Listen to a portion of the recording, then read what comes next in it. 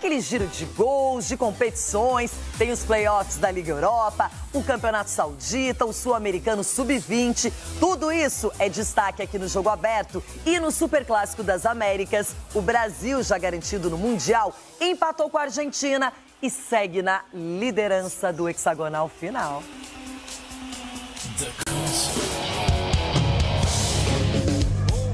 Liga Europa, jogos de ida dos playoffs de repescagem para as oitavas e o Ajax conseguiu uma boa vantagem na Bélgica contra a União Saint-Gilloise, 2-0.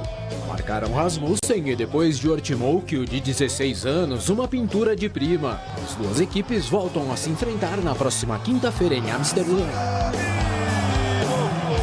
Semana que vem também, Porto e Roma decidem a vaga na Itália. Ontem em Portugal, nada além de um empate. Zekiteli abriu a conta para os visitantes e no segundo tempo, da linha da grande área, Francisco Moura evitou a derrota portuguesa 1-1. Na Turquia, o Fenerbahçe colocou um pé nas oitavas ao bater o Anderlecht, placar elástico. Tadic abriu os trabalhos pelo alto.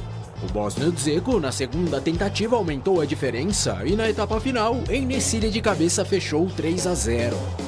Já o Galatasaray se complicou e muito com a goleada sofrida para o AZ Alkmaar. Depois do gol de falta de Sven Minans, os turcos até igualaram com Roland Salai, fuzilou o goleiro. Só que depois veio a surra, Troy Parrott 2-1. O terceiro do Alkmaar saiu quando o time já tinha um a mais em campo após a expulsão de Kahn, assinou Jor de classe. David Wolf também deixou dele no rebote do goleiro, AZ 4-1 na Holanda. Na Dinamarca, o Midtjylland se deu mal frente à Real Sociedad. Os espanhóis abriram 2 gols de vantagem com Brais Mendes de pênalti e depois na batida de fora de Takefusa Kyubo. Adam Buksa deu alguma esperança ao Midtjylland para o duelo de volta 2-1. O Twente na Holanda conseguiu a vantagem mínima no confronto contra o Bodo Glimt. Sem falar Itaef no contra-ataque entre 2 marcadores fez 1-0. A 5 minutos do apito final, Patrick Berg deixou tudo igual. Nos acréscimos, no entanto, de pênalti, Van Volswinkel garantiu ao Twente o direito do empate semana que vem na Noruega 2-1. Os húngaros do Ferencváros também fizeram um dever de casa contra os tchecos do Vitória Pilsen 1-0 graças à canhota de Abufani. Enquanto isso, na Grécia, o PAOK, numa troca de passes pela direita, deu a impressão de que envolveria o Steaua Bucareste 1-0 com o tanzaniano em Boana Samata. Pois é, mas no fim do primeiro tempo, o ex-colorado Dyson reclamou de uma falta não marcada pela arbitragem e acabou expulso de campo. Com 1 a mais por todo o segundo tempo, os romenos empataram na base da insistência. Andrei Gorgitsa 1-1 e não demorou muito, veio também a virada no segundo andar da UA 2-1 Steaua. Na primeira perna dos playoffs também, só que da Liga Conferência, bom resultado do Betis contra o Gent na Bélgica. Destaque para o recém-chegado Antony e São Paulo e Manchester United. Abriu o placar bonito e depois ainda roubou a bola que deu origem ao segundo gol do time espanhol anotado por Bakambu. Após o escanteio e o desvio, Sérgio Altimira completou 3-0 Betis. A bola rolou também na Arábia Saudita e o Al-Ahly, que há alguns dias dispensou Firmino da Liga, apanhou do Al-Nassr de Cristiano Ronaldo, mérito do recém-contratado junto ao Aston Villa, John Duran. O colombiano se responsabilizou pelo 1-0 e a casa do Al-Ahly começou a ruir no início do segundo tempo, mesmo com um jogador a mais em campo. O lance em que Mayrash teve um gol de calcanhar, o que seria o do empate, anulado pelo VAR por uma falta no início da jogada, Sima Khan acabou expulso por uma agressão a Ivan Toney. Com a vantagem numérica em campo, o próprio Ivan Toney de cabeça igualou 1-1. Porém, em seguida, o Al-Nassr se desdobrou em campo para conseguir a vitória que o sustentou na terceira colocação do campeonato. Yahia foi o autor dos 2-1.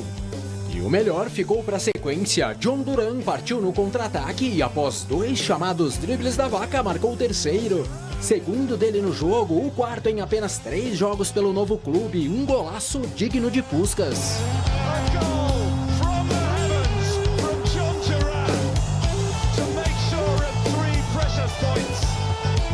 Nos acréscimos, a Alnabet diminuiu novamente 3-2 e o derrotado Al-Ahly segue em quinto na tabela. Pelo confronto de volta da primeira fase da pré-Libertadores no Equador, com um golaço de Spenha, e o Blooming aumentou a vantagem conquistada na Bolívia frente ao El Nacional. Na etapa final, no entanto, os donos da casa reagiram. Fidel Martínez com frieza e categoria na frente do goleiro empatou 1-1. E no costado da zaga, de prima, Guizamano, bonito, virou 2-1.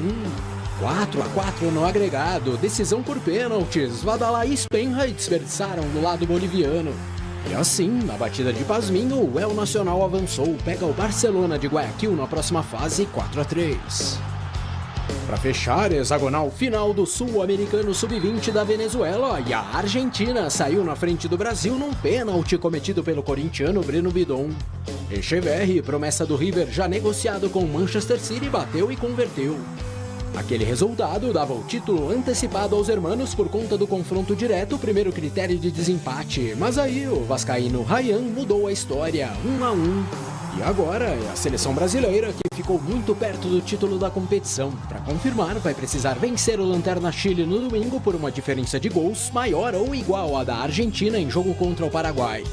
Por conta dessa inversão dos papéis e também pela histórica rivalidade acirrada pela goleada de 6-0 aplicada pelos argentinos na primeira fase, com o apito final teve troca de xingamentos, um princípio de confusão no gramado, mas nada além disso.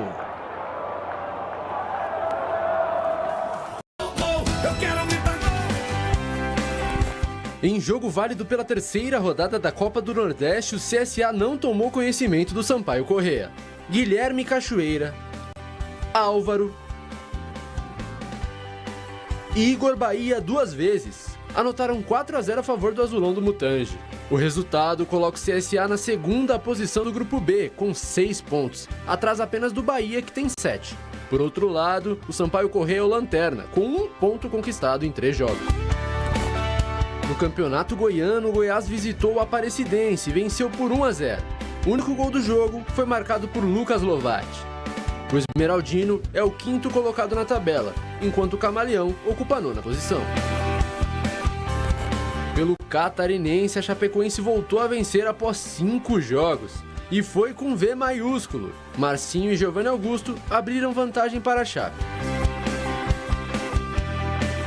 Com o primeiro tempo movimentado, Nicolas diminuiu para o Figueirense. E ainda antes do intervalo, Marcinho foi novamente às redes, 3-1 para a Chape. Logo aos 9 do segundo tempo, João Lucas voltou a colocar o Furacão alvinegro no jogo. Só que o dia era mesmo do Verdão, e Bruno Leonardo definiu. Final, Figueirense 2, Chapecoense 4. Falando em campeonato estadual, agora é a vez do Gauchão aqui no Jogo Aberto. Inter, Juventude e Grêmio estão na briga direta pela melhor classificação, pela melhor campanha da fase de grupos. Quem será que leva a melhor? Eu aposto muito, mas muito no meu Colorado. O Inter entra em campo contra o Monson no estádio Beira-Rio, buscando manter a campanha de líder do Campeonato Gaúcho. Roger Machado tem o desafio de substituir Alan Patrick, que deixou o gramado em Ijuí na quarta-feira, sentindo o tornozelo direito. Eu gostei muito vendo o Carboneiro nessa função no jogo contra o Brasil, né? E quem sabe repita também ou proporcione ao Iago a oportunidade de estrear um jogo no profissional. Além do camisa 10, o atacante Wesley é dúvida com desconforto muscular na coxa. Roger já não vem contando com o Thiago Maia, que negocia sua saída para o Santos. Para sábado, Bruno Henrique retornará de suspensão e deve ser alternativa. O Bruno é o que sempre entra, né? Essa função que o Thiago faz, que o Bruno faz, eu sempre digo que como é o motor do time, o coração da pressão, ela nunca é feita por um só, né? O Thiago faz 60, o Bruno faz os outros 40 minutos de tempo, então nós já temos, né? Talvez se acontecer a saída do Thiago, a gente precise buscar um outro jogador com características parecidas. Vila Sante e Rodrigo Eli estão fora da partida deste sábado por suspensão. Além deles, Quinteiros deve preservar outros nomes. Com Kahneman indisponível e Nathan Felipe fora dos planos, a zaga é o principal foco de preocupação. Lo que más necesita el equipo es incorporar un zagueiro urgente. Tenemos solo 3 que estamos usando. Si llega alguno a tener una lesión, nos quedamos solo con 2.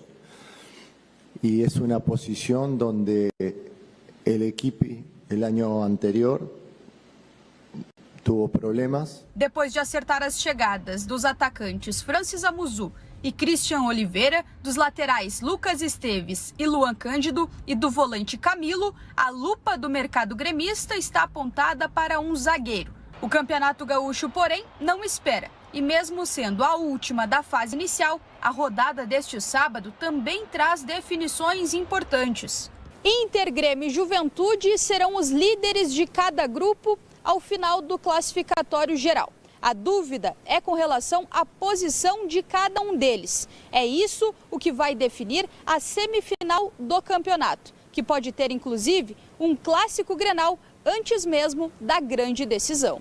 Com todos os jogos acontecendo às 4h30 da tarde, uma coisa é certa: será um sábado com clima de decisão para os gaúchos. No final de semana é o clássico entre Flamengo e Vasco da Gama. O Flamengo jogando muito bem nesse começo de temporada e o Vasco tendo que corrigir problemas. Eita! Reta final emocionante no Campeonato Carioca. Em meio a uma tabela de pontos apertada, os 4 primeiros colocados se enfrentam no final de semana. Destaque para o clássico entre Flamengo e Vasco às 9h45 da noite, neste sábado. Com 17 somados, uma vitória classifica o rubro-negro para as semifinais do estadual, mas não garante o título da Taça Guanabara, apesar de deixar a equipe próxima de levantar o caneco. Com a mesma pontuação e número de vitórias que o Flamengo, o Volta Redonda tem 12 gols a menos de saldo, e caso permaneçam empatados, teria que tirar a diferença. Para o Clássico dos Milhões, Felipe Luiz já tem desfalques confirmados. Gerson e Cleiton estão fora após terem sido expulsos contra o Botafogo. Alexandro ainda se recupera da lesão na coxa e também não joga. Substituído ainda no primeiro tempo da última partida, Juninho não teve lesão constatada na coxa direita e será reavaliado pelo departamento médico para saber se tem condições de jogo. O mesmo acontece com o Ayrton Lucas, que se recupera de uma pancada no joelho. É mais um clássico difícil, mas a gente vai em busca da vitória, independente com quem for jogar, né? Até porque foram três clássicos em sequência, está sendo bem pesado, mas a gente vai estar bem preparado para poder buscar a vitória. Do outro lado, o Vasco entra em campo tentando pôr fim ao jejum contra o maior rival.